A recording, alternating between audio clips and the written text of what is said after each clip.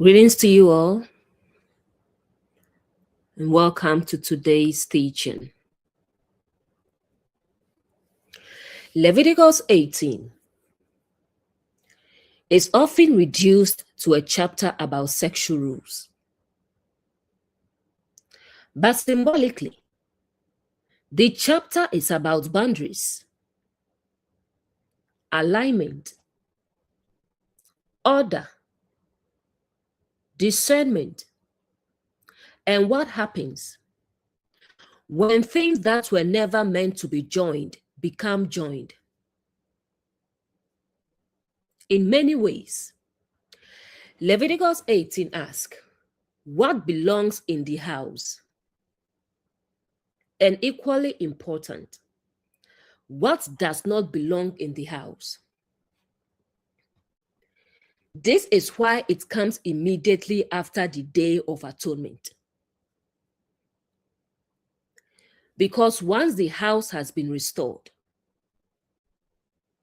wisdom must now guard what enters it. A healed house still requires discernment. A restored sanctuary still requires wisdom. An awakened consciousness still requires boundaries. So with that in mind, let's enter Leviticus 18. But we will do 1 to 16 today and finish up tomorrow.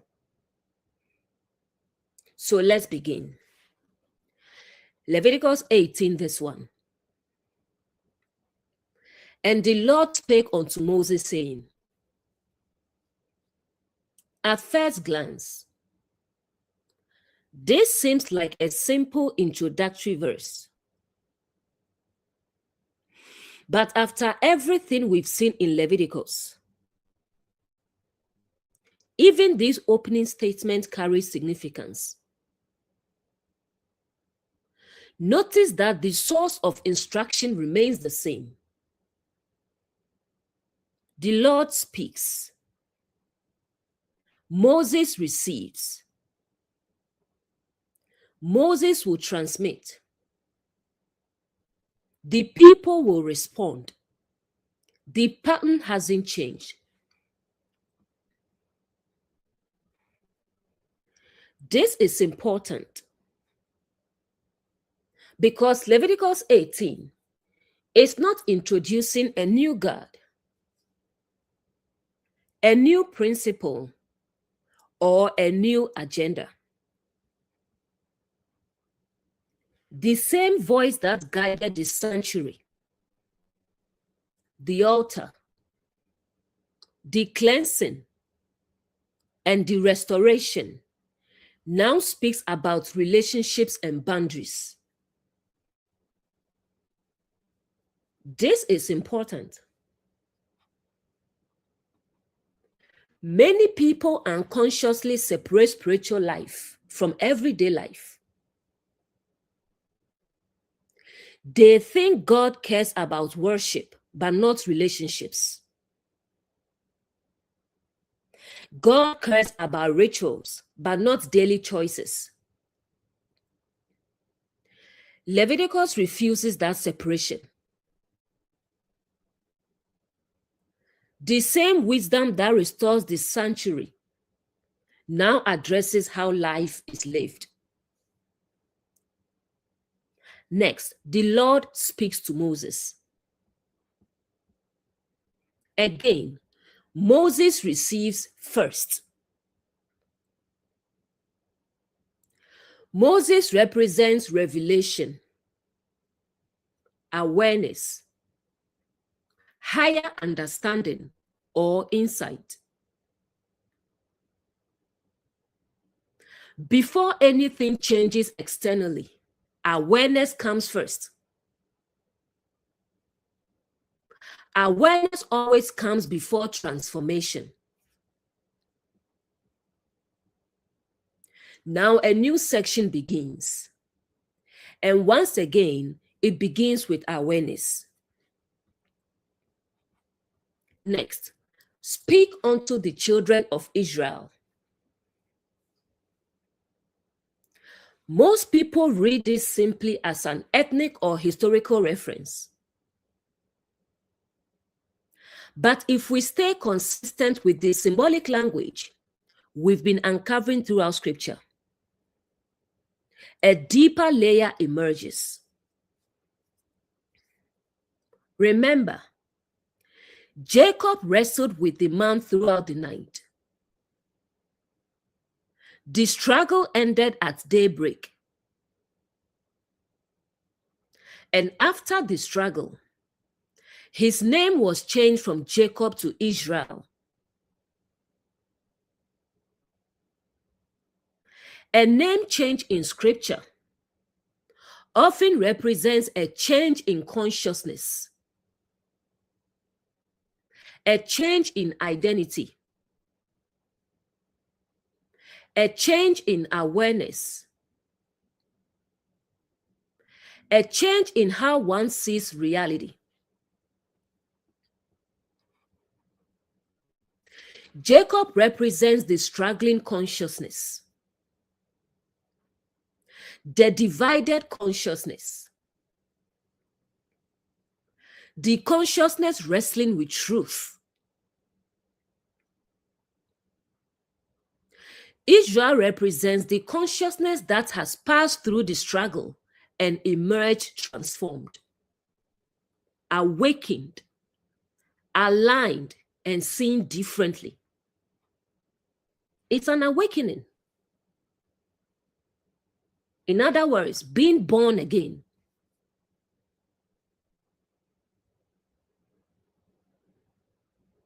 Now think about the phrase, children of Israel. Children are expressions, manifestations. What comes forth from a nature?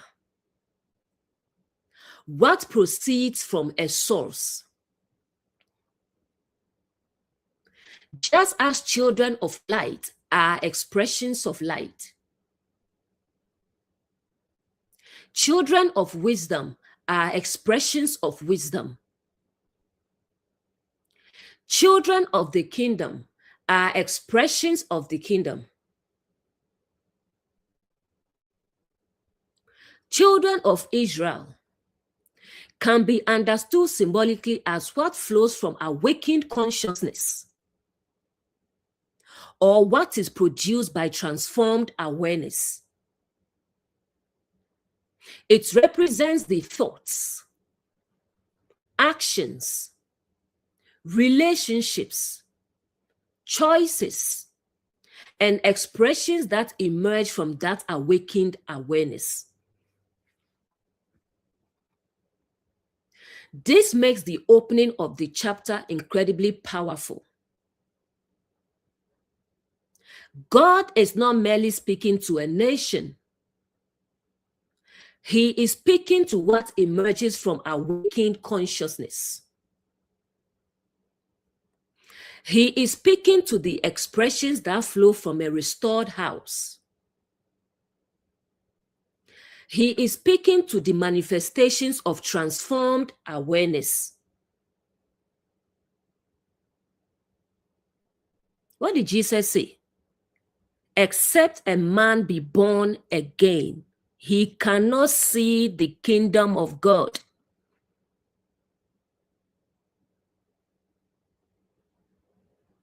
So God is speaking to the manifestations of transformed awareness.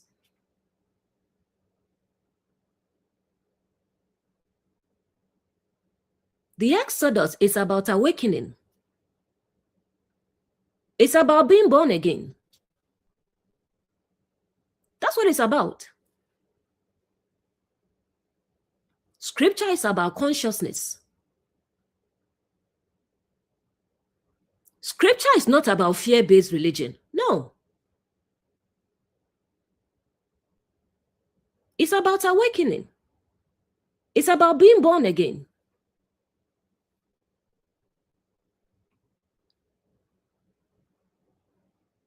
Verse 3. After the doings of the land of Egypt, wherein ye dwelt, shall ye not do? And after the doings of the land of Canaan, whither I bring you, shall ye not do? Neither shall ye walk in their ordinances. This verse is incredibly important because it reveals that awakening is not merely about leaving one place. It is also about not becoming trapped by the next place. Egypt and Canaan appear together. Most people focus on Egypt. Few notice that God mentions Canaan in the same sentence. Egypt represents where they came from. Canaan represents where they are going. And God says, do not become like either one. That should make us pause. Because many people assume Egypt bad, Canaan good. Yet the text warns about both. Throughout scripture, Egypt consistently represents bondage, limitation, unconscious patterns, identification with the outer world, and survival consciousness. The place where the house is not free. The place where awareness is asleep. The place where life is governed by external masters. This is extremely relatable. A person trapped in fear, shame, people-pleasing, or self-rejection is living in an Egypt of consciousness. The house is not free. But then Canaan appears. This is where it gets fascinating. Canaan is the promised land, the destination, the place of inheritance. Yet God still says, do not do as they do. Why?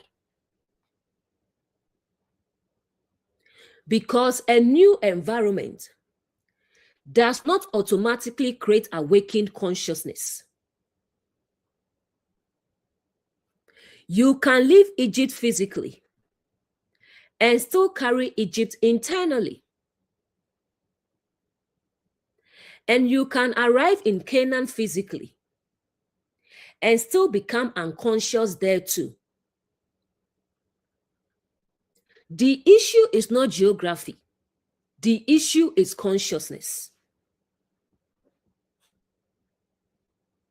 This is extremely relatable. Someone leaves a toxic relationship. That's wonderful. But if they haven't changed internally, they often recreate the same pattern with a different person. Egypt was left, but Egypt remains within. Or someone lives a controlling religion. That's wonderful. But then becomes equally dogmatic in a new belief system. Egypt changed clothes. The consciousness remained the same. Next, neither shall ye walk in their ordinances. Notice the word walk. Throughout scripture, Walking often symbolizes a way of life, a pattern, a mode of consciousness. The warning is not merely about individual actions. It's about adopting entire systems of thinking, entire patterns of living, entire ways of perceiving reality. This connects beautifully to Jacob becoming Israel. Jacob wrestles. He is transformed. He becomes Israel. Then we encounter the children of Israel, the expressions of awakened awareness, the manifestations of transformed consciousness. Now, God is speaking directly to those expressions and saying, do not simply imitate what is around you, whether it comes from Egypt or Canaan. This is one of the greatest lessons in awakening. Many people move from one system to another, one ideology to another, one religion to another, one community to another, but never actually awaken. They simply exchange one conditioning for another. Leviticus is warning against that. This is extremely relevant to deconstruction. Some leave Egypt, but instead of awakening, they simply adopt a different collective identity. The bondage changes form. The consciousness remains unexamined. Leviticus is asking for something deeper, not imitation, awareness, not conformity, discernment. The first warning is fascinating. Don't allow Egypt back in, but don't blindly copy Canaan either. It's saying, think for yourself, see clearly, remain awake. The deep principle. This verse teaches that awakened consciousness is not defined by where it came from or where it is going. It is defined by what governs it. Egypt cannot govern it. Canaan cannot govern it. Culture cannot govern it. Tradition cannot govern it. Fear cannot govern it. Truth must govern it. And that is why God mentions both Egypt and Canaan. Because the awakened mind is not called to blindly imitate the past or blindly imitate the future. It is called to walk in awareness, to discern, to remain awake, and to allow truth, not environment, to govern what flows from the house. Verse 4. Ye shall do my judgments and keep my ordinances to walk therein. I am the Lord your God. This verse is the direct answer to the previous one. Verse 3 said, don't walk in the ways of Egypt. Don't walk in the ways of Canaan. Now the natural question becomes, then what should guide us? And verse 4 answers, ye shall do my judgments and keep my ordinances to walk therein. Notice the contrast. The verse is not saying, follow Egypt or follow Canaan. It is saying, follow truth. This is important because Leviticus is not asking Israel to become anti-Egyptian, nor is it asking them to become anti-Canaanite.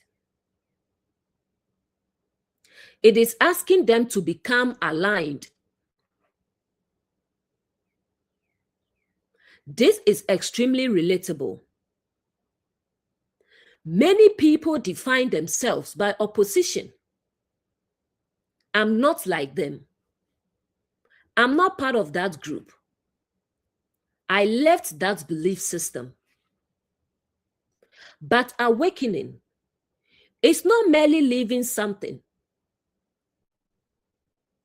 It is discovering what actually governs your life. Next, my judgments. Many people hear the word judgment and immediately think punishment. But throughout scripture, judgment often means discernment, right evaluation, seeing clearly, and distinguishing what produces life from what produces suffering. Think about it. A judge's first responsibility is not punishment. It is discernment. To see clearly, to evaluate accurately. God's judgments can be understood as the principles of reality, the way life actually works.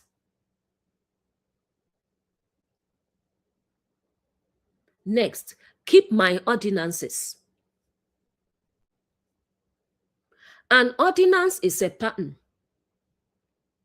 a principle, a way of living, not merely a command, but a way of aligning with life. God is essentially saying, don't organize your life according to Egypt. Don't organize your life according to Canaan. Organize your life according to truth. Next, to walk therein. Notice the word walk appears again. This is important. Truth is not meant to be admired from a distance. It is meant to be walked, lived, embodied, and practiced. This is extremely relatable. Someone can read hundreds of books about health, but eventually they must walk it. Someone can study relationships endlessly, but eventually they must live it. Someone can listen to teachings on awakening for years, but eventually they must embody it. That's walking.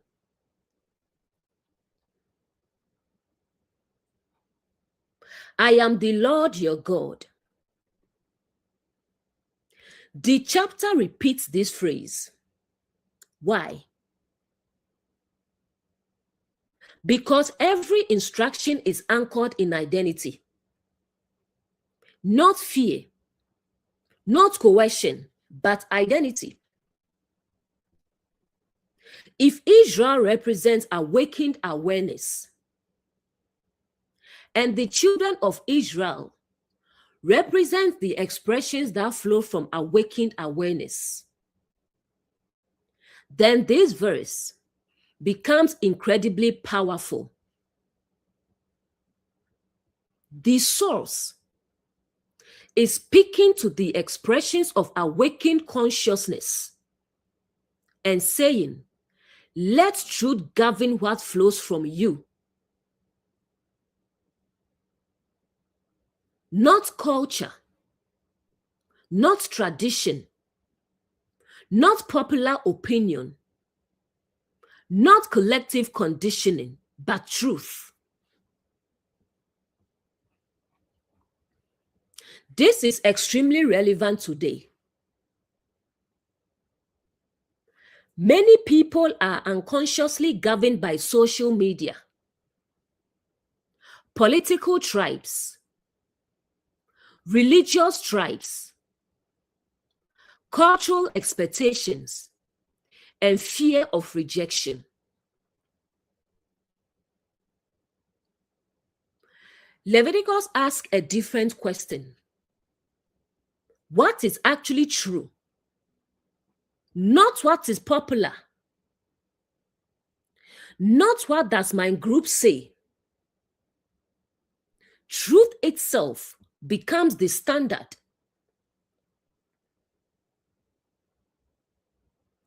This connects beautifully to Jacob becoming Israel. Jacob wrestled until dawn. He didn't inherit awareness. He wrestled into awareness. Then came Israel. Now God says, walk in my judgments. In other words, continue walking in awakened awareness. Don't return to unconscious living. Don't drift into borrowed thinking. Remain aligned with reality.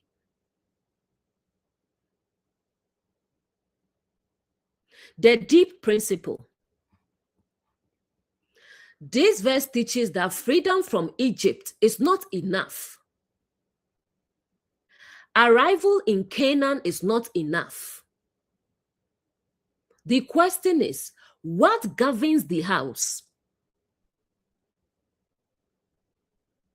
Because whatever governs the house eventually governs what flows from the house. Truth must become the foundation.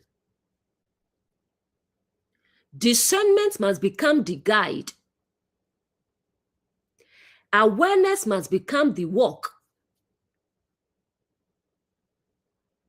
And that is why the verse ends exactly where it began.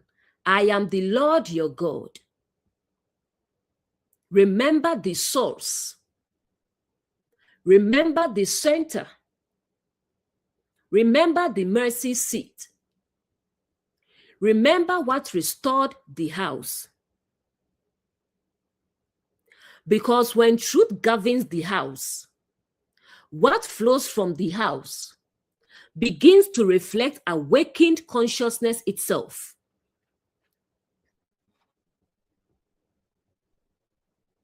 Verse 5.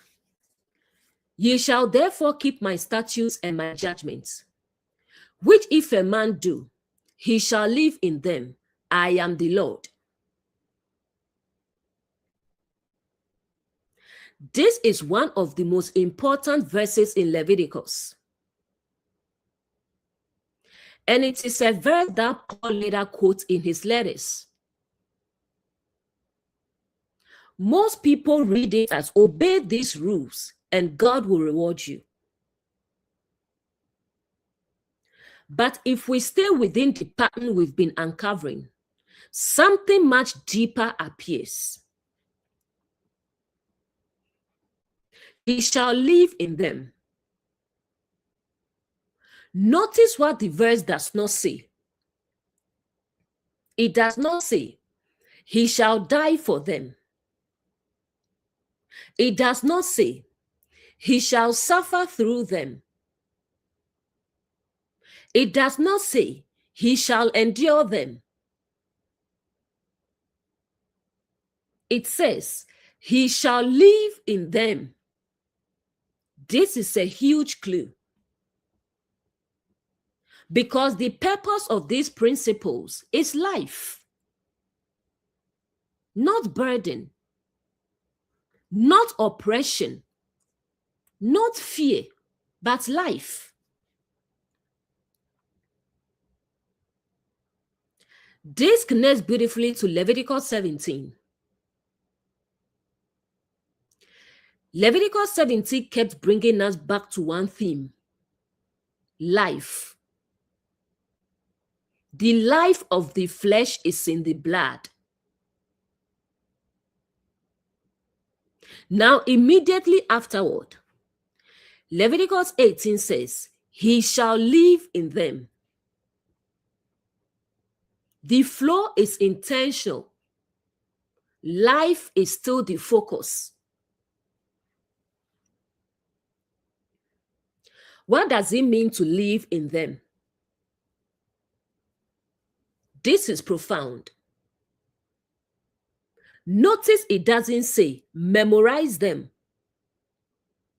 or recite them or debate them. It says live in them. This is extremely relatable. Think about honesty. Honesty is not merely something you believe, it's something you live in.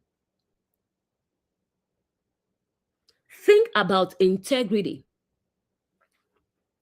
Integrity is not merely an idea, it's a way of being. Think about love. Love is not merely a concept, it's something you live in. That's the language Leviticus is using.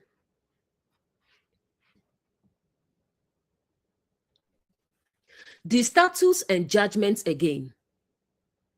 Notice how both appear together. Statutes and judgments. Patterns and discernment. Principles and understanding. Structure and wisdom. Leviticus consistently joins the two. Because truth is not blind obedience. Truth involves understanding how life actually works. Leviticus 18 says, live in these principles. Notice how practical this is.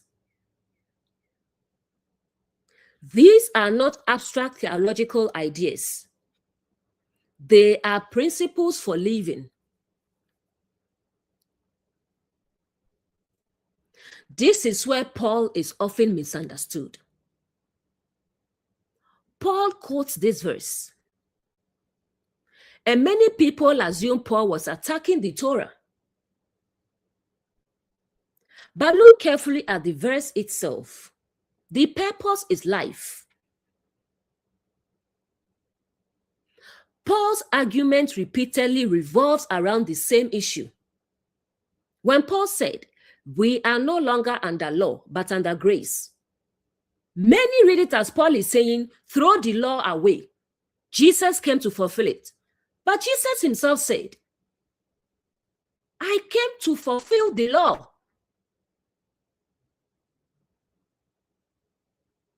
Jesus is saying, I embodied it. What the law was pointing to, I embodied it. Paul is not saying throw the law away. No. Paul is saying, can external rule keeping produce inner transformation? That's a different question entirely. Paul never says life is bad. He points toward the same destination, awakened living. That's what grace is about, awakened living. Embodying the word, that's grace. You have to embody the word. You have to live it. Let's see it in action in you. That's what Jesus meant by I came to fulfill the law. Jesus embodied the word. And the word became flesh and dwelt among us. Be ye doers of the word, not hearers only. That's what it means to be under grace. The law as principles of life, rather than mere external regulation.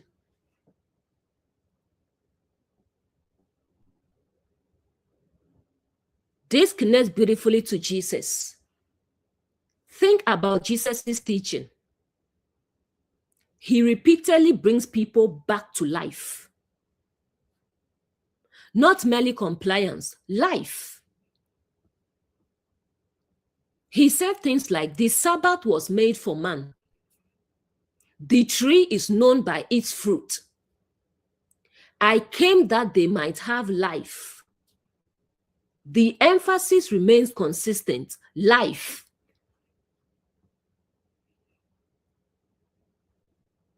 If Israel represents awakened consciousness,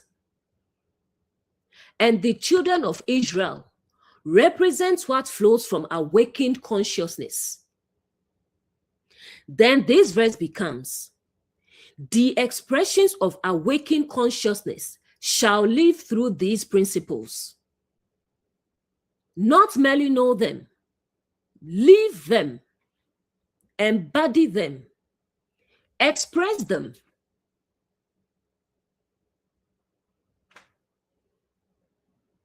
This is extremely relevant today.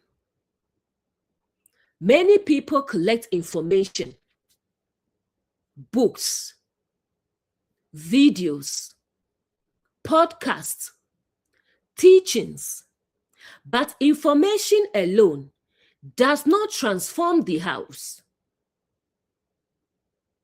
The house changes when truth becomes lived reality. That's exactly what Leviticus is saying. The deep principle. This verse reveals the purpose behind everything that follows in Leviticus 18. These principles are not being given to restrict life. They are being given to protect life, to preserve life, to help people live in alignment with life. And that is why the verse says, he shall live in them.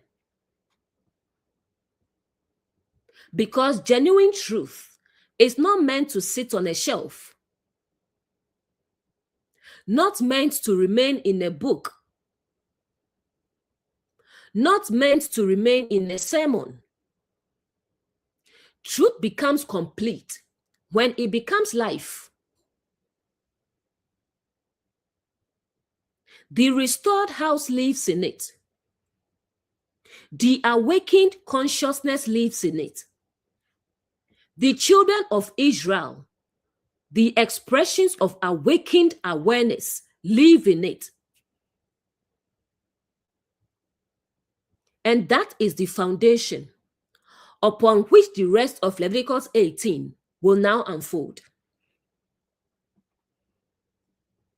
Now we get to the interesting verses. It starts from verse 6. Let's see what it's saying. None of you shall approach to any that is near of kin to him to uncover their nakedness. I am the Lord. Nakedness frequently symbolizes vulnerability, trust, exposure. What is private? What has been entrusted to your care? The chapter begins with people who are close to you, not strangers, not enemies, people who trusted you, people who gave you access, people who allowed you to see parts of their lives others never saw. The closer someone is to you, the more vulnerability they usually share with you. And the more vulnerability they share, the greater your responsibility becomes. Friendship example. Two best friends tell each other everything. Their fears, their failures, their insecurities, their private struggles. Then the friendship ends. Now one of them posts screenshots, private conversations, and personal secrets online. The friendship ended, but Anna ended too. Career example. A person works closely with a mentor. The mentor teaches them, supports them, opens doors for them. Then years later, they leave the company and spend their time exposing everything they learned in confidence. The issue isn't leaving. The issue is violating trust. The principle is simple. Closeness creates responsibility. Access creates responsibility. Trust creates responsibility. Relationship example. Think about what often happens after a breakup or divorce. Two people once loved each other. They called each other my soulmate, the love of my life, my best friend. They built a life together, raised children together, supported each other through difficult seasons, sacrificed for one another, encouraged one another, helped each other become who they are. Then the relationship ends. And suddenly, one person starts a YouTube channel or a podcast or a social media page. And now every week, they are exposing private conversations, personal weaknesses, embarrassing moments, family secrets, and vulnerabilities. They say, he's a narcissist. She's crazy. He's useless. She's manipulative. And people watching may never stop to ask, was this not the same person you once claimed to love? Was this not the same person who supported you when you had nothing? Was this not the same person who stood beside you when nobody else did? The relationship may have ended. The marriage may have ended. The partnership may have ended. But honor should not end. Leviticus is teaching something deeper than merely maintaining a relationship. It is teaching respect for what played a role in your journey. A mature person can say, the relationship ended. We were no longer compatible. We chose different paths. There were mistakes on both sides, without turning the other person into a public enemy.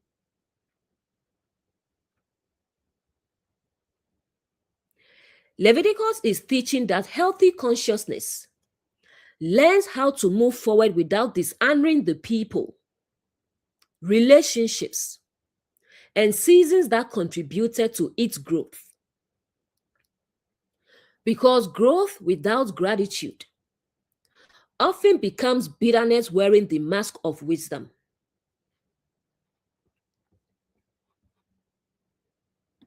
The hidden cost of bitterness. What many people don't realize is that bitterness often punishes the person carrying it more than the person they are attacking. Imagine someone spends years online exposing an ex. Every video is, he did this, she did that. Let me tell you what really happened. Every interview becomes a complaint. Every conversation becomes a character assassination. Every opportunity becomes another chance to expose old wounds.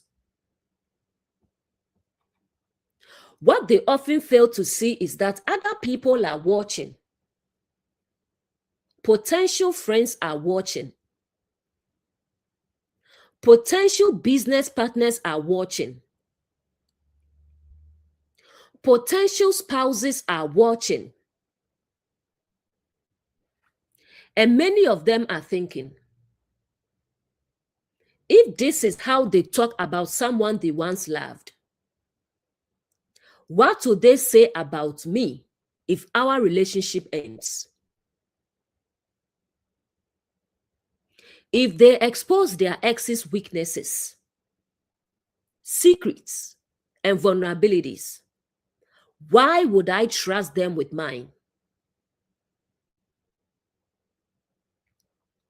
If they speak with this much contempt about someone they once called the love of their life, what would happen if we had a disagreement?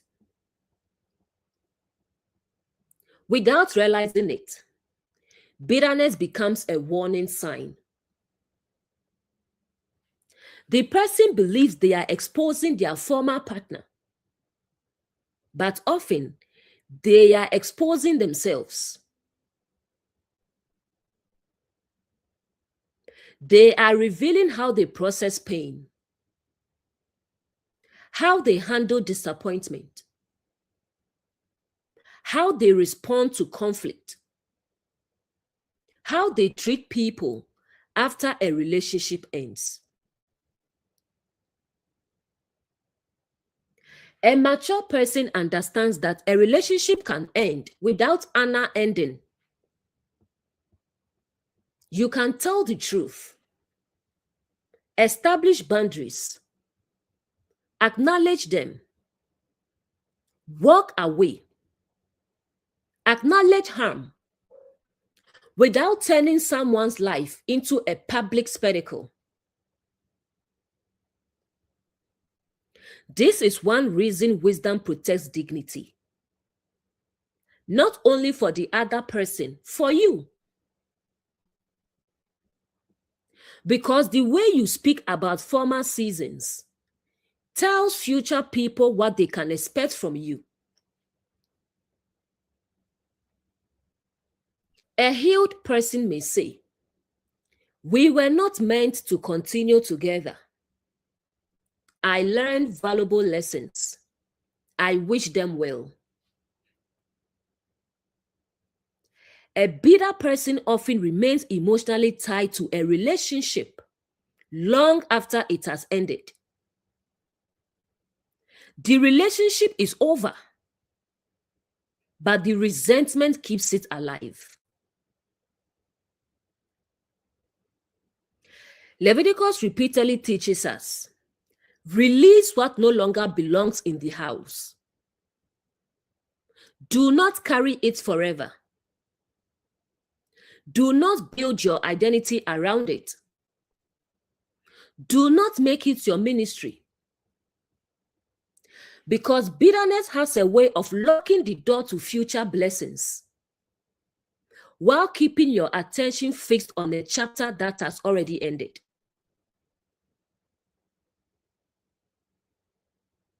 Verse 7.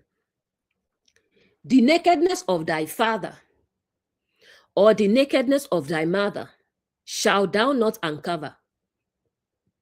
She is thy mother. Thou shalt not uncover her nakedness. Throughout scripture, father often represents source, origin, foundation, that which produces. Mother often represents nature, development, that which helps life grow.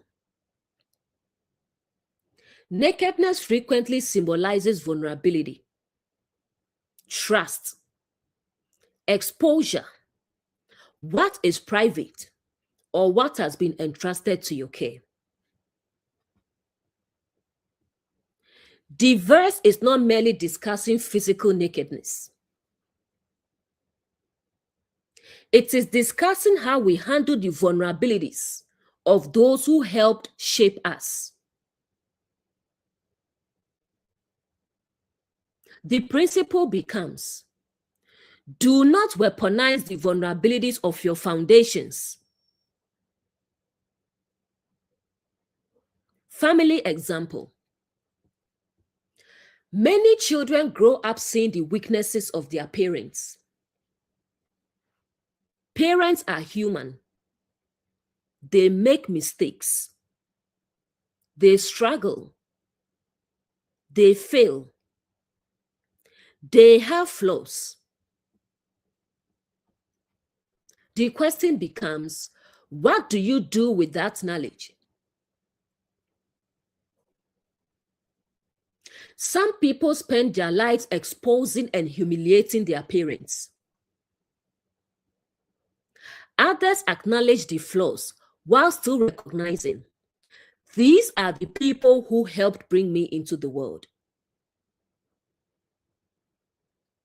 The issue isn't pretending parents are perfect. The issue is learning the difference between healing and humiliation. But father and mother are bigger than biological parents.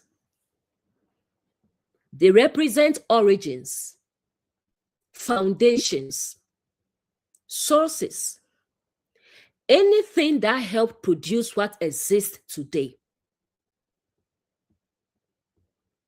Career example. Imagine a company gives someone their first opportunity. They learn professionalism, communication, leadership, and technical skills. Years later, they leave. Now every conversation becomes, that company was garbage. Everyone there was incompetent. The company may not have been perfect, but it was still part of the foundation. The issue isn't leaving. The issue is contempt for the source. Church example. Someone grows up in a church. They learn prayer, service, community, and compassion. Years later, they disagree with certain teachings. That is normal. Growth is natural. But there is a difference between I have moved beyond that stage and everyone there is stupid. One reflects growth. The other reflects contempt. Friendship example. Think about a friend who supported you through difficult seasons. Perhaps they listened when nobody else would, encouraged you when you wanted to quit, helped you through heartbreak, loss, or failure. Years later, the friendship ends. Now every secret they shared becomes public content. Again, the issue isn't the ending of the friendship. The issue is dishonoring what once helped sustain you. Without the foundation, there will be no structure. Without Jacob, there would be no Israel. The deeper principle is simple. Honor the source, even when you have moved beyond the season. Verse 8. The nakedness of thy father's wife shalt thou not uncover. It is thy father's nakedness. If father represents source, origin, foundation, or that which helped produce you, then the father's wife represents what is joined to the foundation, what has been entrusted to the foundation,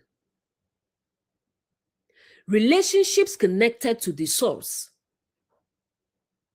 sacred trust connected to the house. And if nakedness represents vulnerability, trust, exposure, or access to private matters, then the verse is no longer merely discussing a family relationship. It is teaching a principle. Do not violate the trust attached to something that helped build you. Or respect what has been entrusted to the foundations of your life. The verse ends by saying, it is thy father's nakedness. In other words, this trust does not belong to you. This vulnerability was not entrusted to you. This exposure is not yours to reveal. The chapter is teaching us to respect boundaries, to respect sacred trust, to respect what belongs to others. Family example.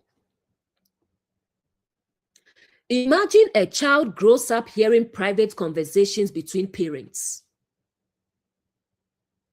Perhaps they know family struggles, financial difficulties, marital challenges, and personal weaknesses. Years later, they become angry with their parents. Now they begin exposing everything to relatives, friends, and strangers. The information may be true,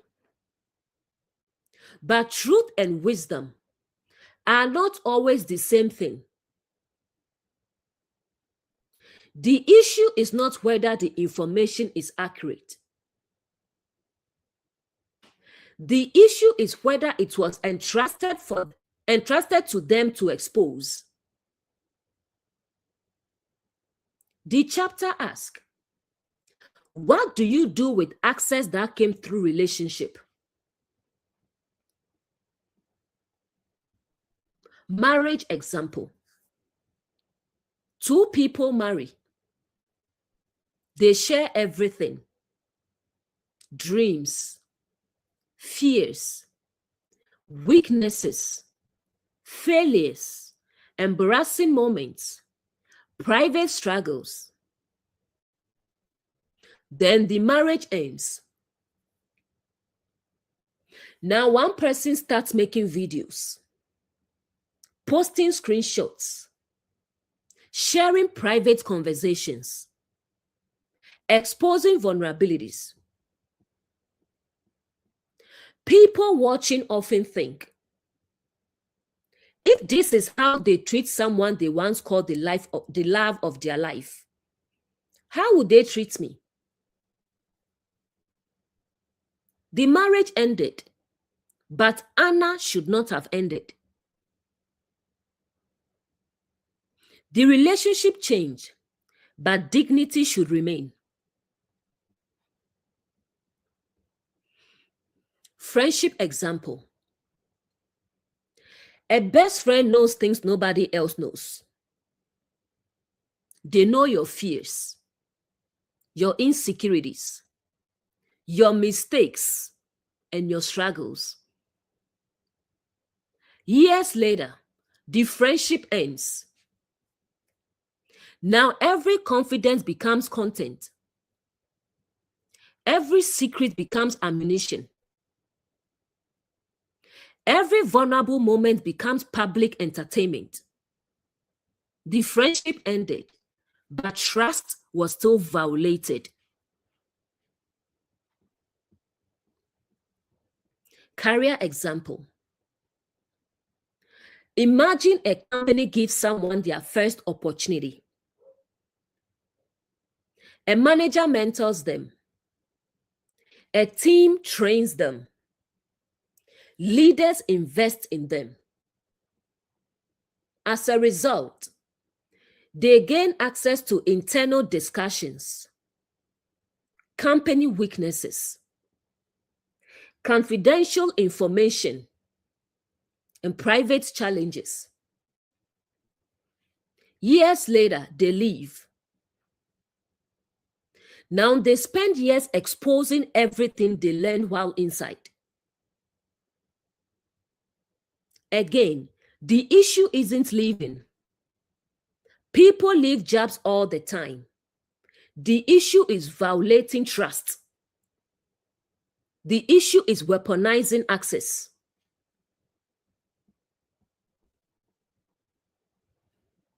Church example. Someone serves in a church for years. Because they are trusted, they gain access to leadership meetings, personal struggles, private conversations, and challenges within the community. Then they leave. Instead of moving forward, they dedicate themselves to exposing everything they learned while they were trusted. The issue isn't disagreement. The issue is stewardship. The issue is how they handle information that was never theirs to expose.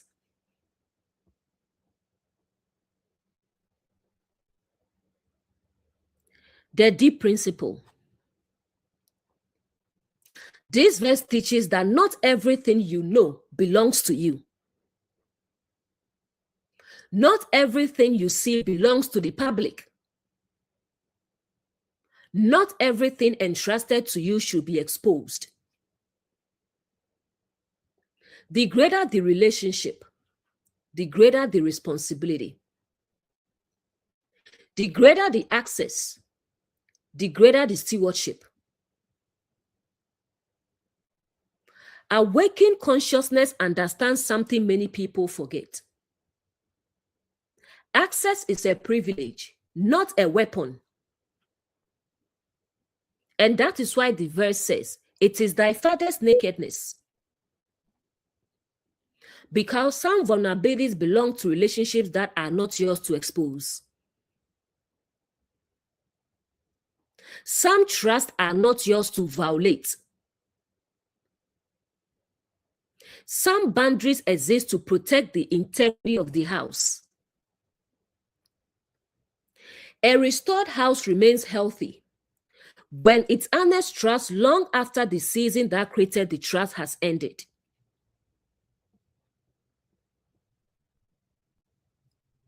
Verse 9.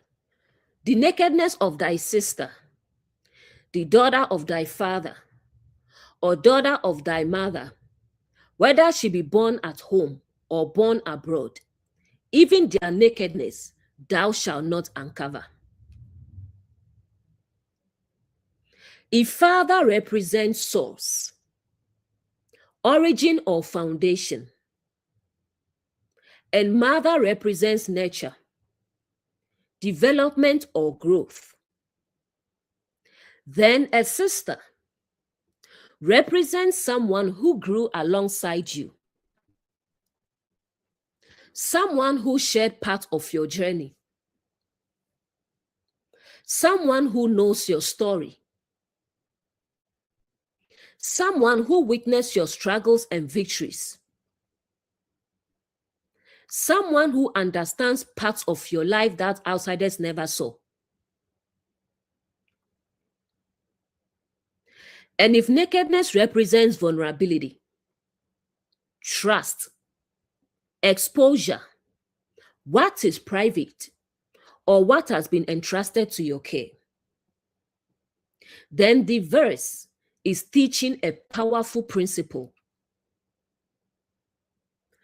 Do not weaponize the vulnerabilities of those who walked the journey with you. Or do not turn shared history into public exposure.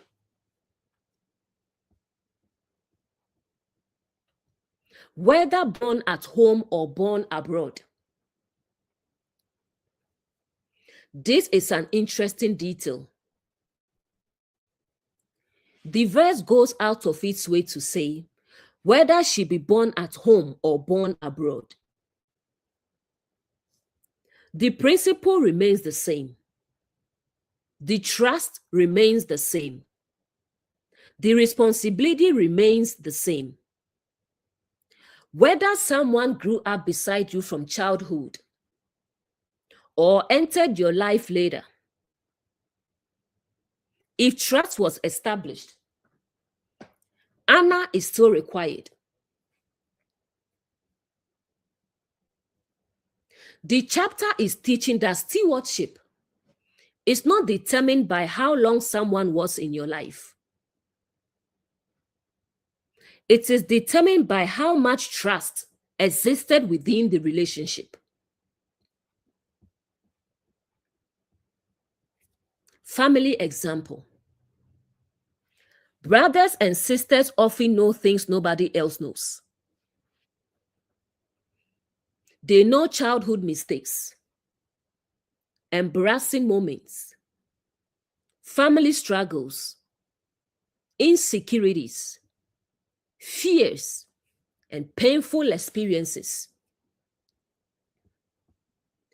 Then a family dispute happens.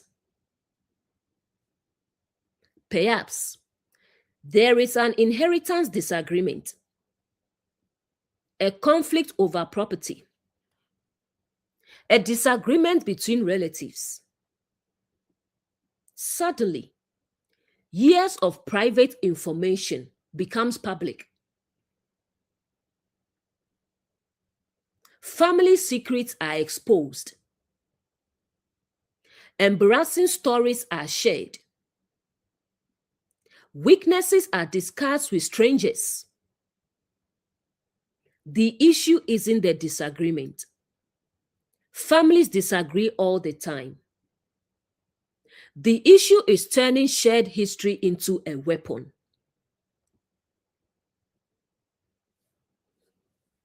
Friendship example.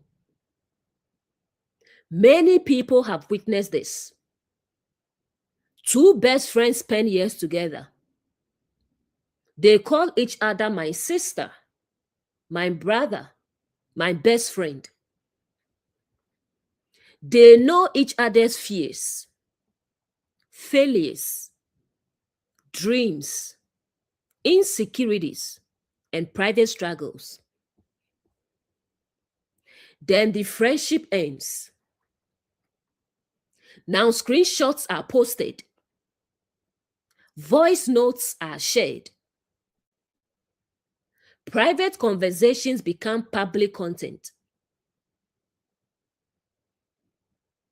What makes people uncomfortable isn't necessarily the information, it's the betrayal of trust.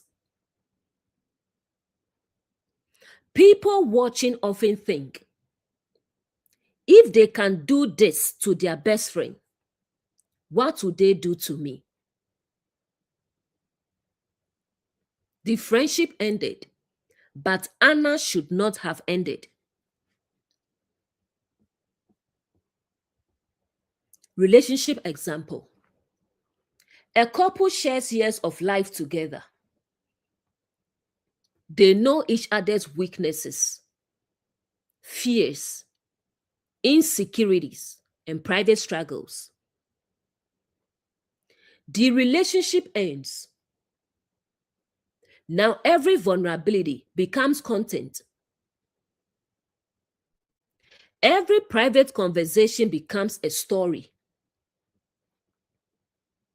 Every weakness becomes public discussion.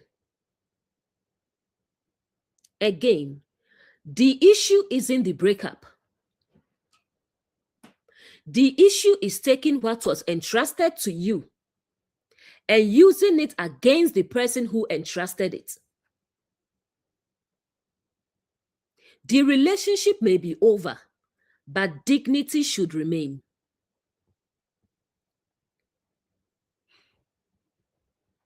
Career example. Think about co-workers who rise together.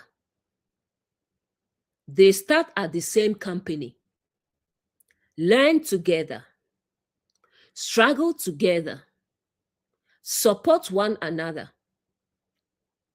They know each other's challenges because they lived through them together. Then one gets promoted. A disagreement develops. A partnership ends. Now one begins exposing everything they know about the other. Again, the issue isn't the disagreement.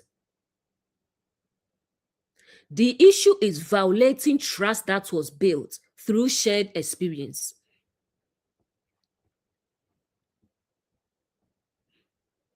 Church example. Many people serve together for years. They pray together, volunteer together, support one another through difficult seasons. They know each other's struggles because they walked through them together. Then conflict arises. People leave. Relationships change. Now former friends begin exposing private conversations and personal matters. The issue isn't leaving. The issue is turning trust into ammunition. The deep principle. This verse teaches that shared history creates stewardship. The people who walked with you often know things others never will. The question is, what will you do with that knowledge? Will you protect it? Or will you weaponize it? Awakened consciousness understands that closeness is a privilege. Trust is a privilege. Access is a privilege. And privileges carry responsibilities. Perhaps that is why the verse speaks of a sister. Because a sister represents someone who shared part of your story. Someone who grew alongside you. Someone who knows your journey. The relationship may change. The season may end. The paths may separate. But Anna remains a choice. And a restored house remains healthy when it protects the dignity of those who walked the journey with it.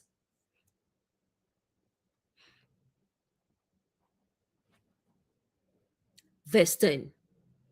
The nakedness of thy son's daughter, or of thy daughter's daughter, even their nakedness thou shalt not uncover, for theirs is thy own nakedness. A father represents source, origin or foundation, and mother represents nurture or development. And sister represents those who grew alongside you. Then children and grandchildren represent what comes from you, your legacy, your influence, the fruit of your life, future generations, those entrusted to your care.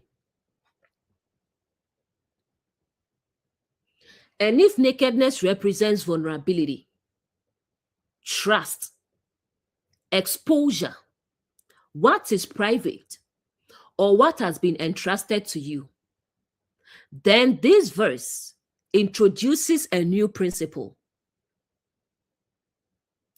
Do not expose the vulnerabilities of those who came from you,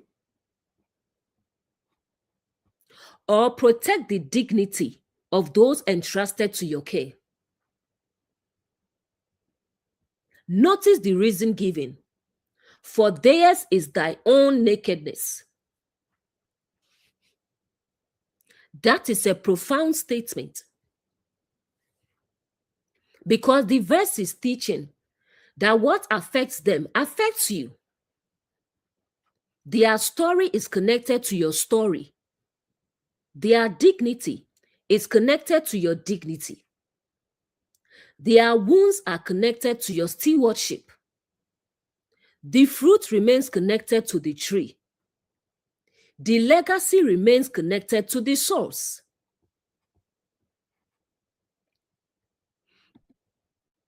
Family example.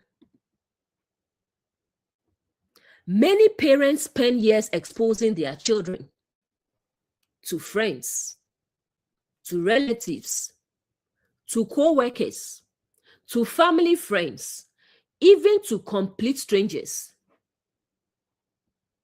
They say things like, my son is lazy. My daughter is difficult. My child never gets anything right. My son is a disappointment. My daughter always makes mistakes.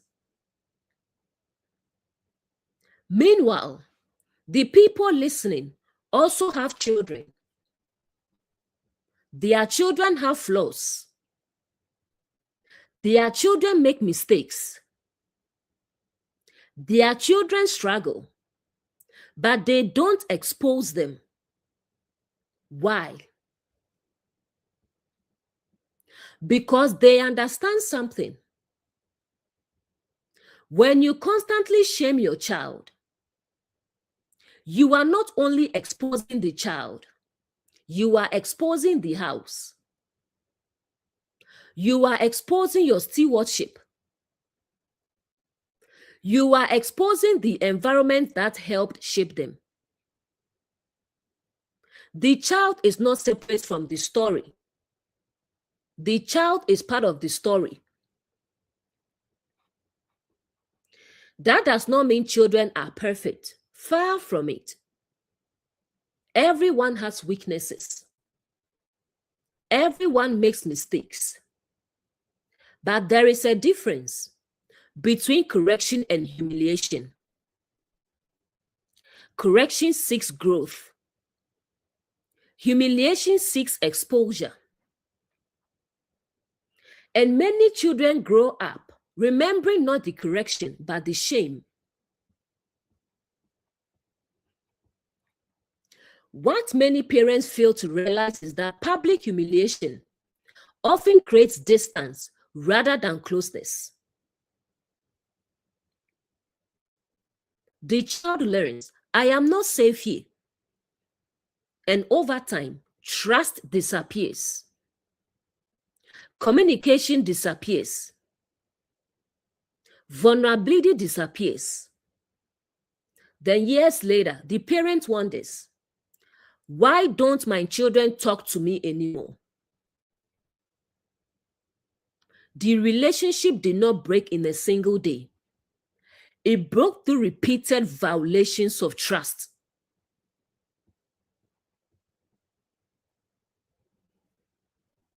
Leadership example.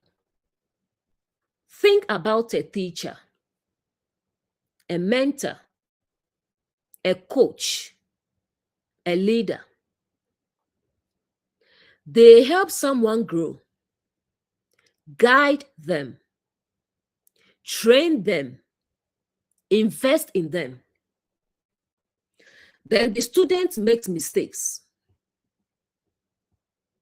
If the leader constantly humiliates the student publicly, people begin questioning the leader as well. Why? Because the student's development reflects the environment that produced them. The fruit and the tree remain connected. Church example. Imagine a pastor constantly embarrassing members of the congregation from the pulpit, exposing their failures, discussing private matters publicly, humiliating people in front of others. The issue isn't correction. The issue is exposure. The issue is violating trust. A healthy spiritual community corrects people without destroying their dignity.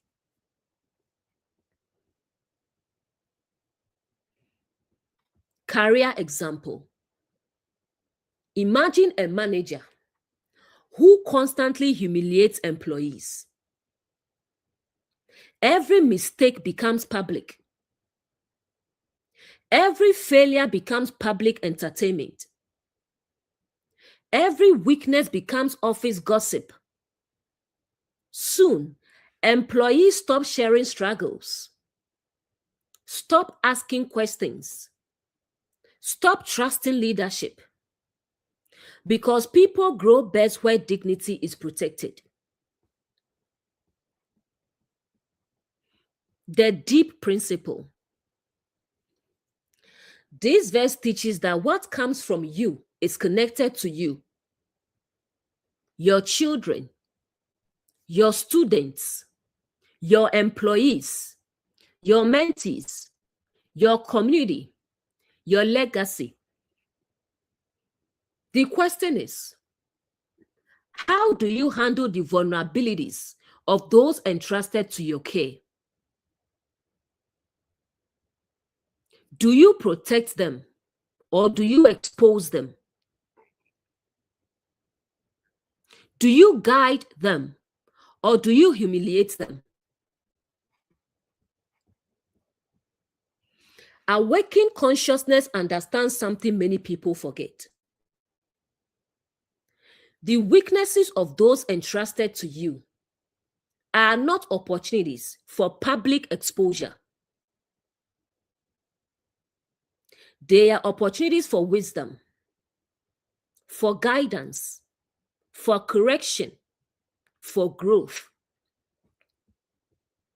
That is why the verse says, "For theirs is thine own nakedness." Because when you expose what was entrusted to your care, you often reveal more about your stewardship than about their weakness. A restored house protects the dignity of those who came from it, while helping them become everything they were created to be.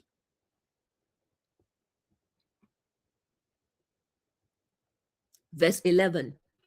The nakedness of thy father's wife's daughter, begotten of thy father, she is thy sister, thou shalt not uncover her nakedness. If father represents source, origin, or foundation, and father's wife represents what is connected to the foundation, relationships attached to the source, or trust attached to the house, and sister represents those who grew alongside you, those who shared part of your journey, or those who know your story. And if nakedness represents vulnerability, trust, exposure, what is private, or what has been entrusted to your care, then this verse expands the principle even further. Notice that this is not simply someone who shares your journey.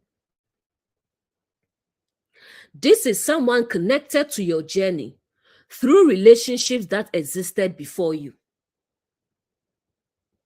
In other words, respect the vulnerabilities of people who became part of your story through the connections of life. Or do not weaponize trust simply because a relationship structure changed. The chapter keeps widening the circle. Why repeat she is thy sister? The verse says, she is thy sister. This is important because scripture keeps reminding us. Remember the relationship before you focus on the disagreement. Remember the connection before you focus on the conflict. Remember the humanity before you focus on the flaw. Many people become so consumed by present conflict that they completely forget years of relationship. Leviticus keeps pulling us back to remembrance. Blended family example. A child grows up in a blended family. Step brothers, step sisters, half siblings, people who may not share every part of the same history, but still shared life together.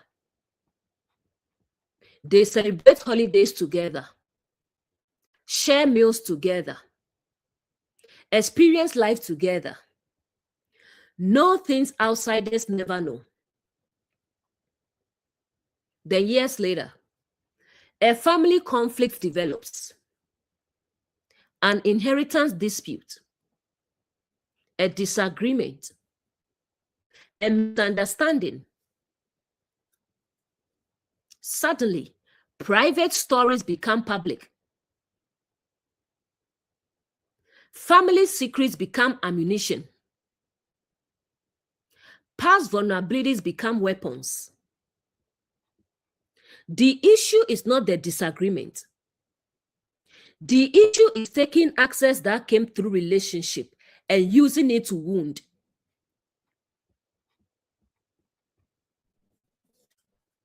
Friendship example. Sometimes people enter your life through someone else. Perhaps a friend introduces you to another friend. Years later, that person becomes like family. You spend years together. They trust you. You trust them.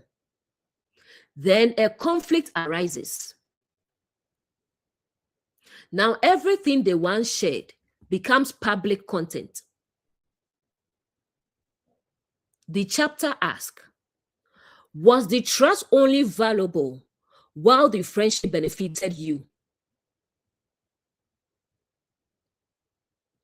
Or was it valuable because it was trust?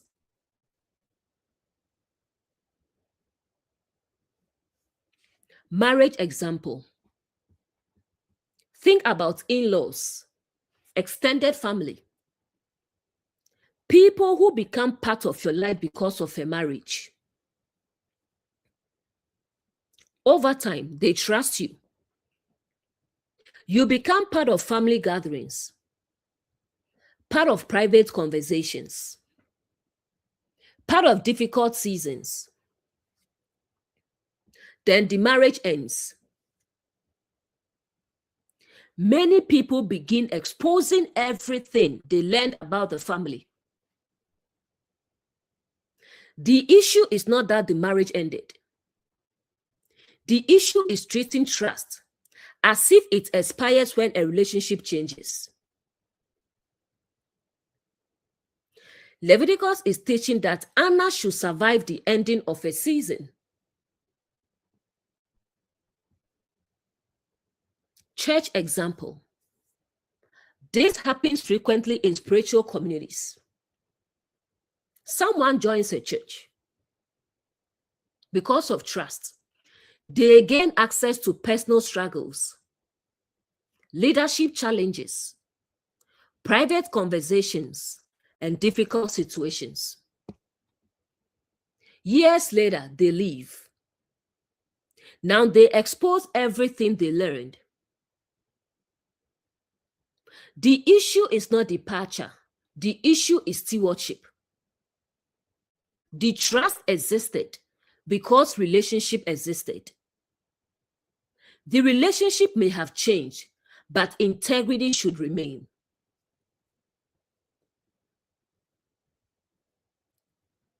Career example. Imagine joining a company through a mentor.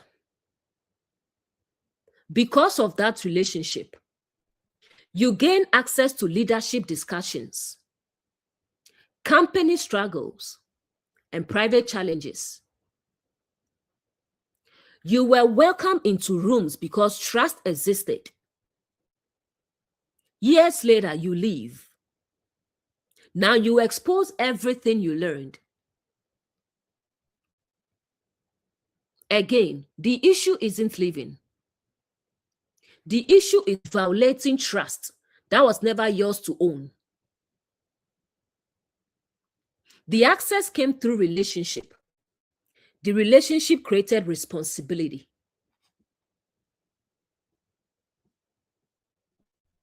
The deep principle. This verse teaches that not all trust originates directly. Sometimes trust comes through relationships, through family, through friendship, through marriage, through mentorship, through community. The question is, how do you handle the vulnerabilities you gain access to through those relationships? Do you protect them or do you weaponize them? Awakened consciousness understands that access gained through relationship is still sacred. The relationship may change. The season may end. The paths may separate, but Anna remains a choice. That is why the verse says, she is thy sister. Because before you expose someone's vulnerabilities, remember the relationship that gave you access to them in the first place. A restored house remains healthy when it protects the dignity of those whose trust entered its life through relationship.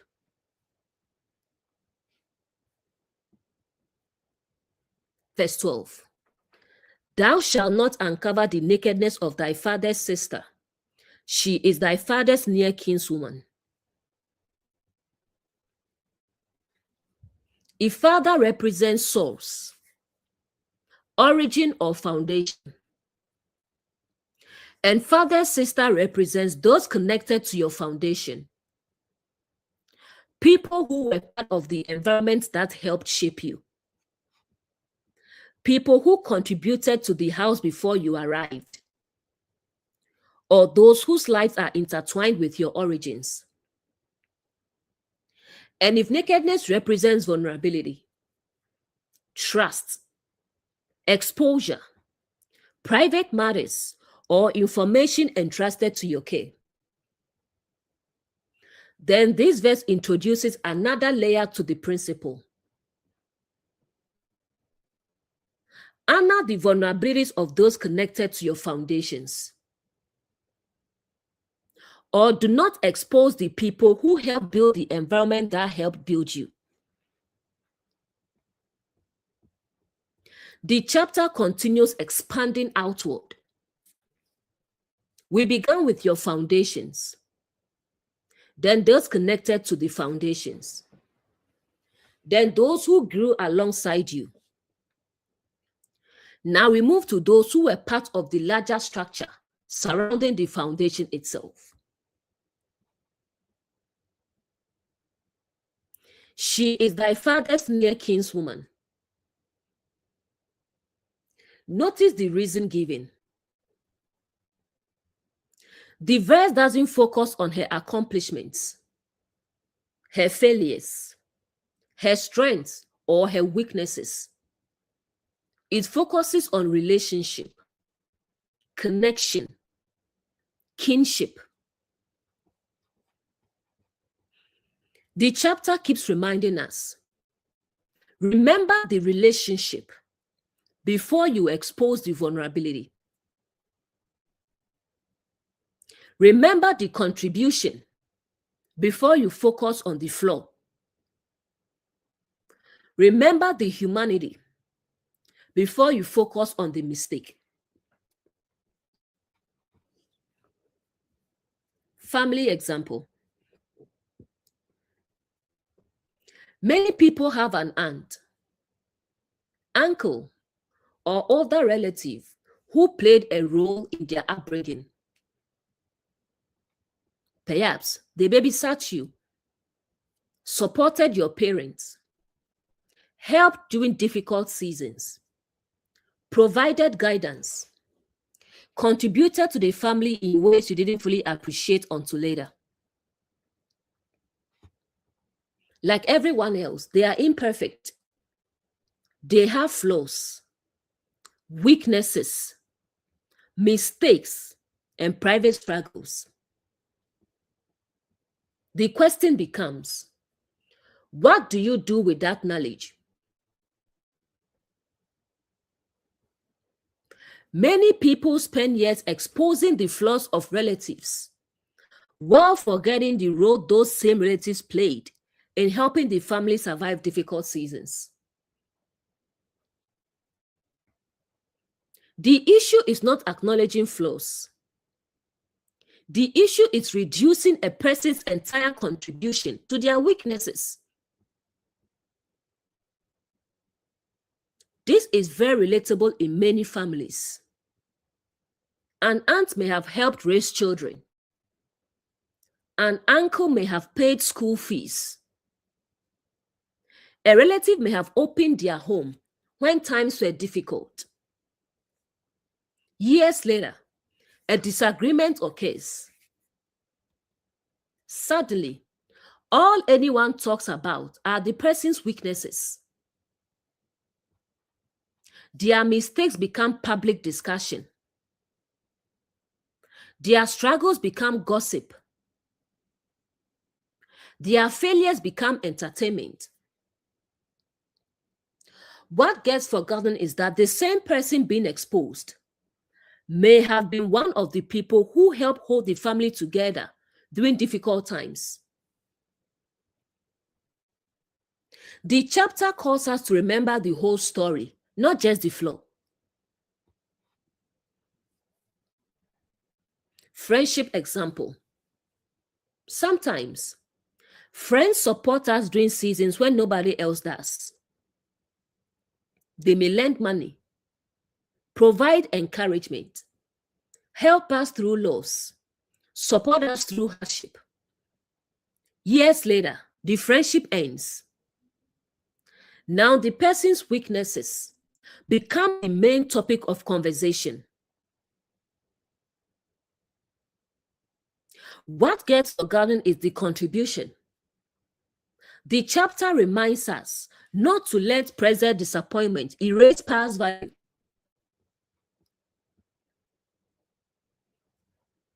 Church example. Many people leave churches, sometimes for good reasons, sometimes because they have genuinely outgrown a particular stage. But there is a difference between I have moved on and let me expose every flaw of everyone who was there. Many former members spend years discussing the weaknesses of pastors, leaders, and members. Yet they often forget that those same people may have supported them through some of the most difficult periods of their lives. The issue is not departure. The issue is dishonoring the contribution.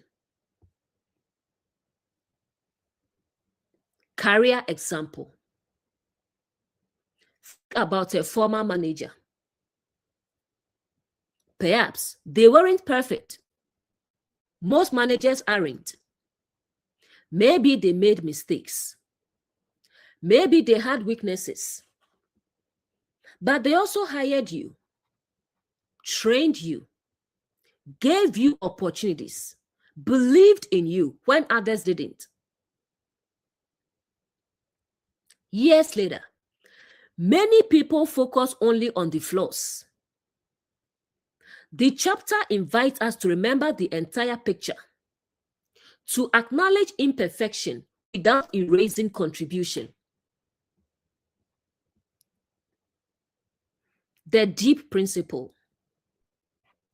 This verse teaches that people connected to our foundations deserve the same stewardship of dignity that we extend to the foundations themselves. Not because they are perfect, but because they play their role. Awakened consciousness understands that every human being is more than their worst moment, more than their greatest mistake, more than the flaw everyone talks about. The question becomes, will you focus only on the weakness? Or will you remember the contribution as well? That is why the verse reminds us, she is thy father's near kinswoman. Remember the connection. Remember the role. Remember the relationship. Because a restored house remains healthy when it refuses to reduce people to their flaws and learns to honor the contributions they made along the journey.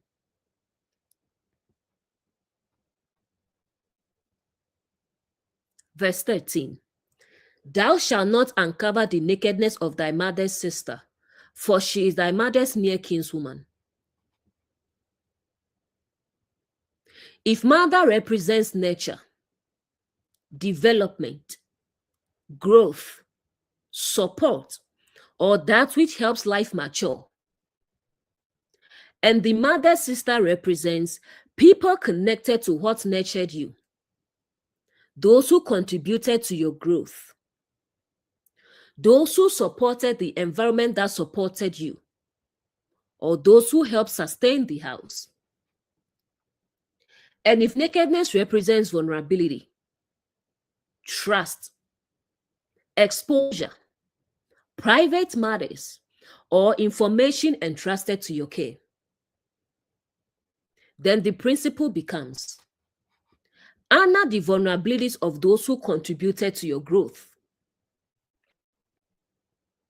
or do not expose the weaknesses of those who help nurture the life you now enjoy. Notice that this verse mirrors the previous one. Verse 12 focuses on the father's side. Now verse 13 focuses on the mother's side. Why? Because wisdom is not selective. Honor is not selective. The principle applies everywhere. The difference between a flaw and a contribution. One of the easiest mistakes people make is reducing someone to their flaws, especially after conflict, after disappointment, after relationships change. Leviticus keeps pushing us to see the whole picture, not just the weakness, but the contribution as well. Family example. There is often an auntie, grandmother, or older woman in the family who quietly supports everyone. She may care for children, provide financial help, house relatives, cook for family gatherings, or help during emergencies. Then years later, a disagreement happens. Suddenly, everyone is discussing her faults. People forget the years of sacrifice, the years of support, the years of service. The chapter challenges us to remember the whole story, not just the part that supports our present frustration.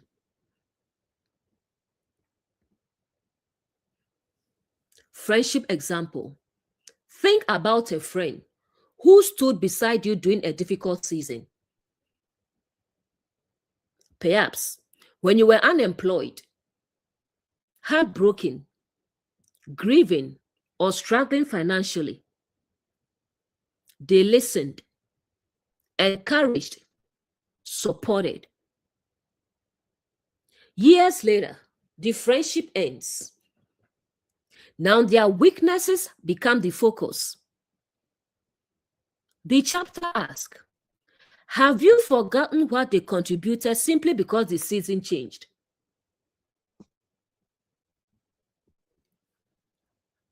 Church example.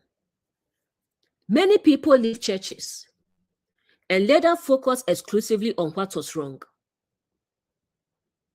Suddenly, some problems may have existed. Every community has imperfections. But often, people forget who prayed for them, who encouraged them, who supported them, who helped them through difficult periods. The issue is not acknowledging flaws. The issue is allowing flaws to erase every contribution. Career example. Think about a manager, trainer, or mentor. Perhaps they were imperfect. Perhaps they made mistakes, but they also trained you, invested in you, opened opportunities for you, taught you valuable skills. Years later, some people speak as though none of that ever happened. The chapter calls us back to balance, to honesty, to remembering the whole story. The deep principle. This verse teaches that people who contributed to our growth deserve more than being remembered only for their mistakes. Not because they are perfect, but because they are human and because their contribution matters. Awakened consciousness learns how to acknowledge flaws without erasing gratitude, how to recognize mistakes without forgetting contribution. How to move forward without dishonoring the people who helped sustain earlier seasons of life. That is why the verse says, she is thy mother's near kinswoman. Remember the connection. Remember the support. Remember the contribution. Because a restored house remains healthy when it remembers that people are more than their weaknesses and more than their worst moments. Verse 14. Thou shalt not uncover the nakedness of thy father's brother. Thou shalt not approach to his wife, she is thy aunt. A father represents source, origin or foundation. And the father's brother represents those who helped build the foundation, those who stood alongside the source, people who contributed to the structure before you arrived, or fellow builders of the house. And if the wife represents trust attached to that relationship, vulnerabilities connected to that person, or what has been entrusted to that household. And nakedness represents vulnerability, exposure, trust, private matters, or information entrusted to your care. Then the principle becomes, do not violate the trust connected to those who helped build your foundation, or respect the dignity of those who stood alongside the people who helped shape your life. Notice something important. The verse doesn't simply stop at the father's brother. It includes his wife. Why? Because the chapter is showing us that trust extends beyond individuals. Trust extends into relationships, into households, into communities, into the wider network connected to the foundation. Thou shalt not approach. This phrase appears again and is significant because most betrayals do not begin with exposure. They begin with crossing boundaries. The chapter repeatedly moves upstream. Long before trust is broken publicly, boundaries are usually ignored privately. Long before vulnerabilities are exposed, respect for the relationship has often disappeared.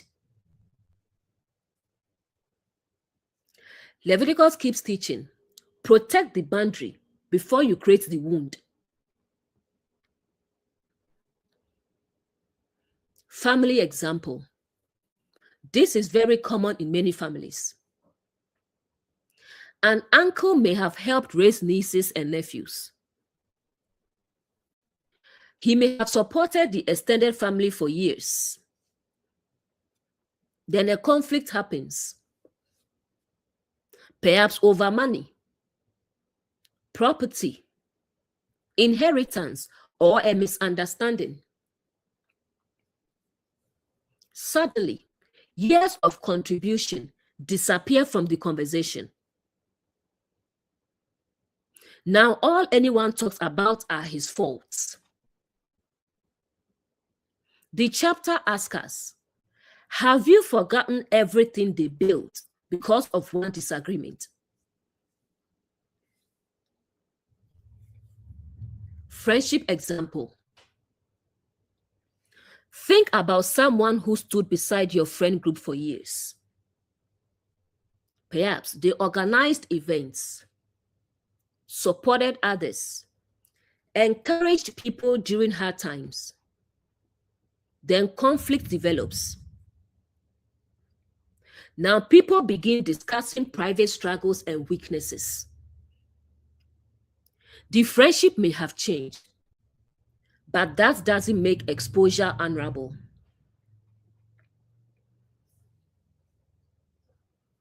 Church example.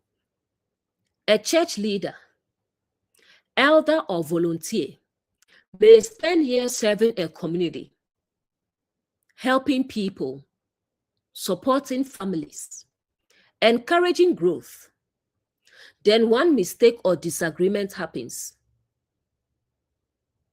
Suddenly, years of service disappear from memory. Now all anyone talks about is the failure. The chapter teaches us to see the whole story, not just the flaw.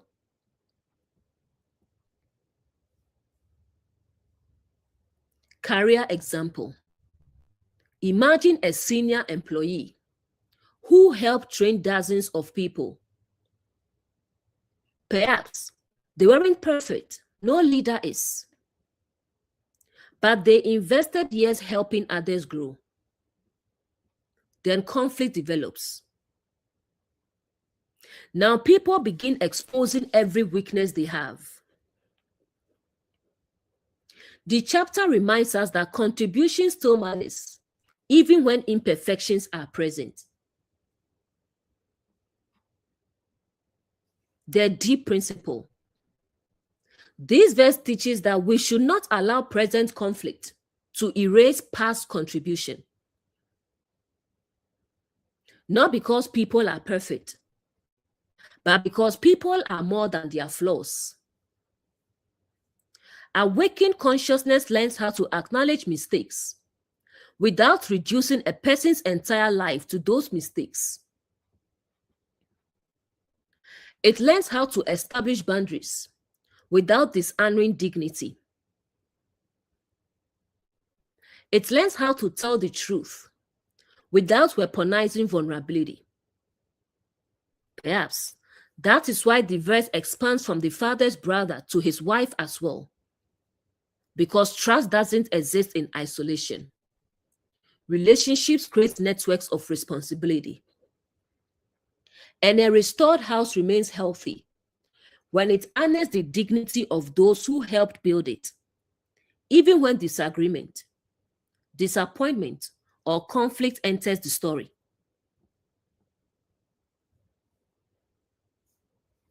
Verse 15. Thou shalt not uncover the nakedness of thy daughter-in-law. She is thy son's wife. Thou shalt not uncover her nakedness. If son represents what comes from you, your legacy, your influence, the next generation, the fruit of your life, and a daughter-in-law represents someone welcome into the house, someone who became family through trust, someone who joined the legacy, someone who was accepted into the circle. And if nakedness represents vulnerability, trust, exposure, private matters, information entrusted to your care, then the principle becomes protect the dignity of those who have been welcomed into your life. Or do not weaponize the vulnerabilities of people who entered your house through trust. This verse introduces an important shift. Earlier verses focus on foundations, origins, those who helped build the house. Now the focus moves to those who were welcomed into the house. The question becomes, how do you treat people after they become part of your family, community, organization, or life? She is thy son's wife. Notice the reason given. The verse reminds us of the relationship. Again and again, Leviticus keeps saying, remember who this person is. Remember the connection. Remember the trust. Remember how they entered your life. Because when relationships become strained, people often forget the history and focus only on the conflict. Family example. A woman marries into a family. She leaves her own household and joins another. She trusts. She becomes vulnerable. She shares her struggles, her fears, her dreams. She tries to become part of the family. Then years later, conflict develops. Perhaps the marriage struggles. Perhaps a divorce occurs. Perhaps there is family tension. Now private matters become public discussion. Family members expose things they learned while she trusted them. The issue is not the disagreement. The issue is violating trust that was created through relationship. In-law example. Many people have seen this happen. Someone is warmly welcomed when the relationship is good. Everyone says, "You are family now." Then the relationship changes. Now the same people begin exposing weaknesses, criticizing private matters, and speaking dishonorably. The chapter challenges this inconsistency. If someone was family when things were good, dignity should not disappear when things become difficult. Church example. Think about someone who joins a church. They become part of the community. They share their struggles, ask for prayer, open up about personal challenges. Over time, they become trusted members of the house. Then they leave. Now, private matters shared in confidence become public discussion. The issue isn't departure. The issue is violating the trust that existed while they were part of the family.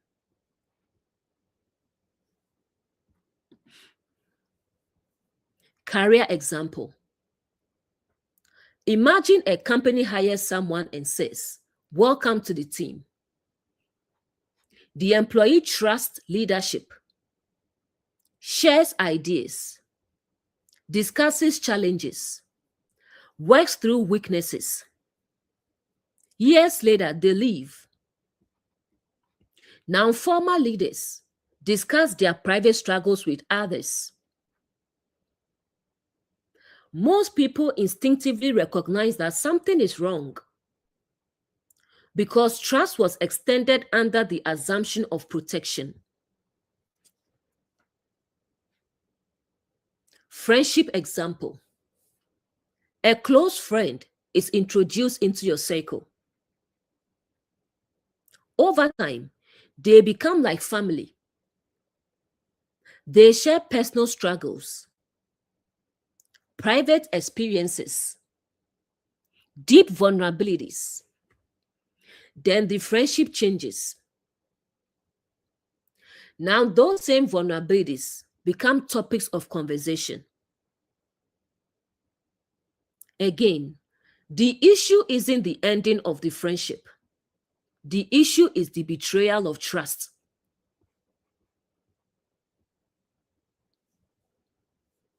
Everyday life example. Imagine inviting someone into your home. You tell them, "Make yourself comfortable." You welcome them. They become part of the family. Over time, they trust you with personal information. would it be honorable to use that information against them once the relationship changes? Most people instinctively know the answer. No. Because hospitality creates responsibility. Welcome creates responsibility. Trust creates responsibility.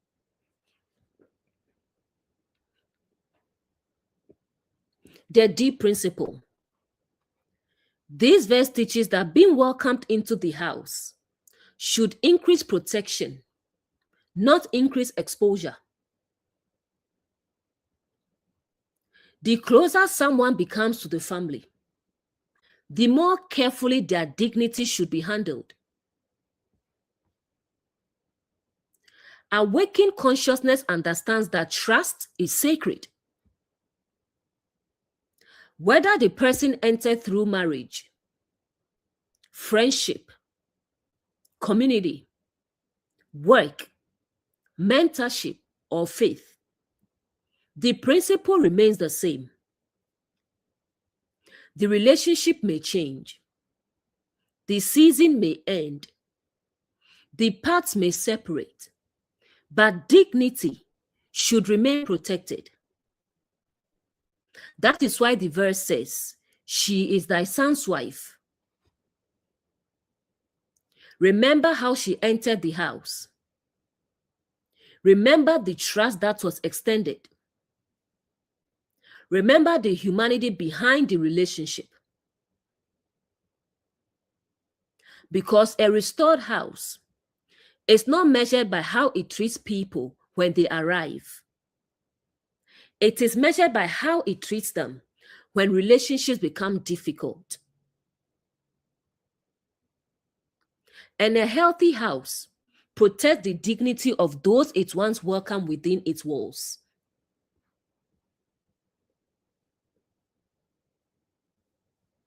Verse 16. Thou shalt not uncover the nakedness of thy brother's wife. It is thy brother's nakedness.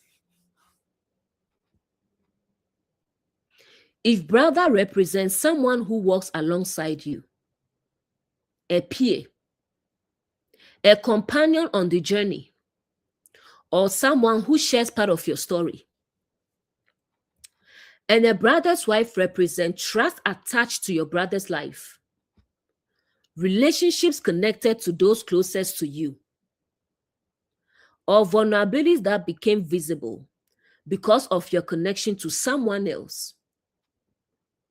And if nakedness represents vulnerability, trust, exposure, private matters, or what was entrusted to your care,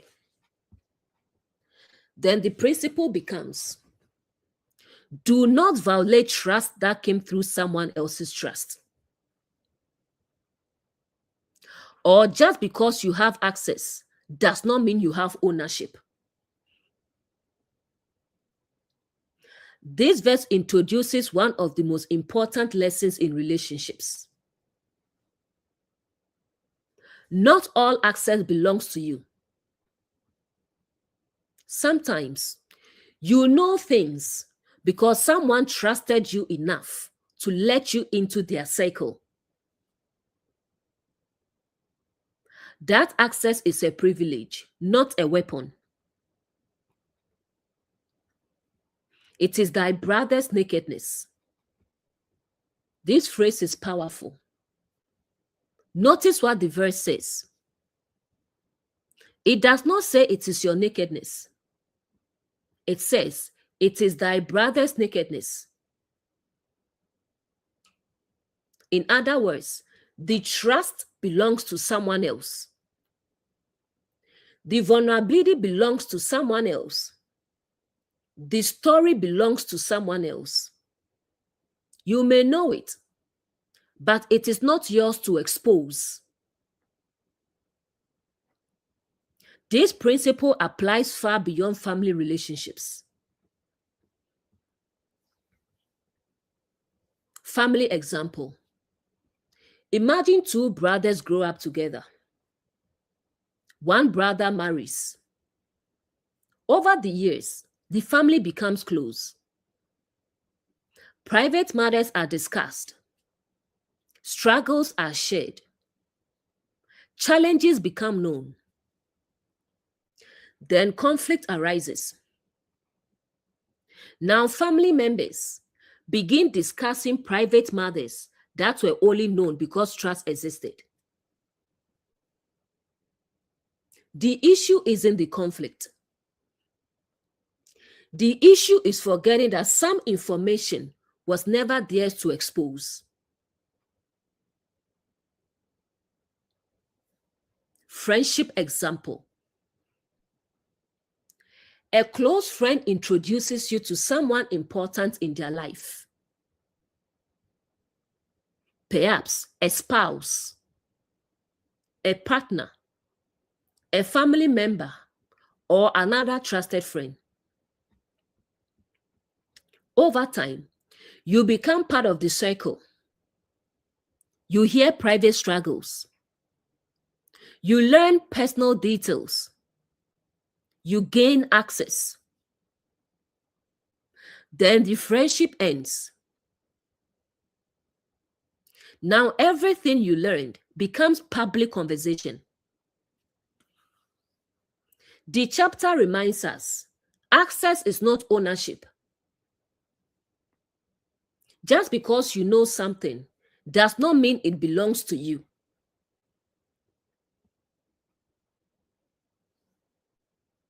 Relationship example. Many people have witnessed this. A relationship ends. Not only does the former partner begin exposing private matters, but their friends and family join in. Suddenly, everyone is discussing things they only knew because they had access through the relationship. The issue is not the breakup. The issue is violating trust that was never theirs to begin with. People instinctively recognize this as dishonorable.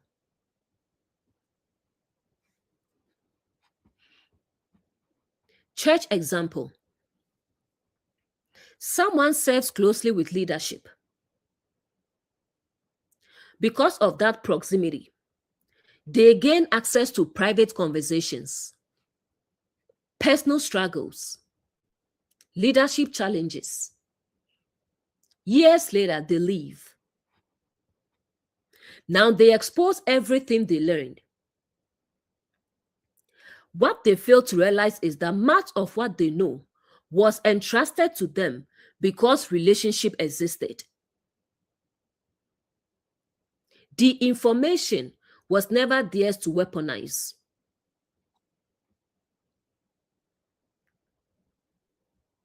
Career example. A manager introduces an employee into leadership circles. Because of that trust, the employee gains access to strategic discussions, company struggles, confidential matters. Years later, they leave. Now they expose everything they learned. Again, the issue is not leaving. The issue is violating trust that was extended through relationship.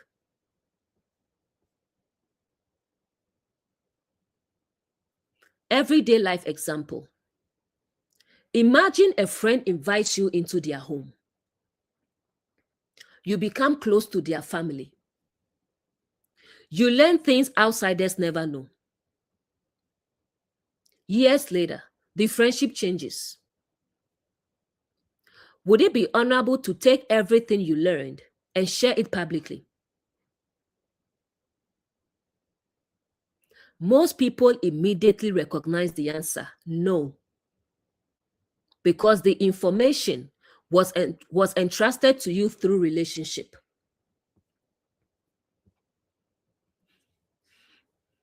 The deep principle. This verse teaches that not everything you know belongs to you. Some information comes through borrowed trust. Some access comes through borrowed relationship. Some vulnerabilities become visible only because someone welcomed you into their world. The question becomes, what will you do with that access? Will you protect it or will you weaponize it? Awakened consciousness understands that access is a privilege. Trust is a responsibility. And borrowed trust carries borrowed responsibility. That is why the verse says, it is thy brother's nakedness. Because some stories are not yours to tell. Some vulnerabilities are not yours to expose. Some trust is not yours to violate. And a restored house remains healthy when it honors the dignity of people long after the relationships that created that trust have changed. Part A ends here. We will finish up tomorrow. Thanks for listening and have a good night.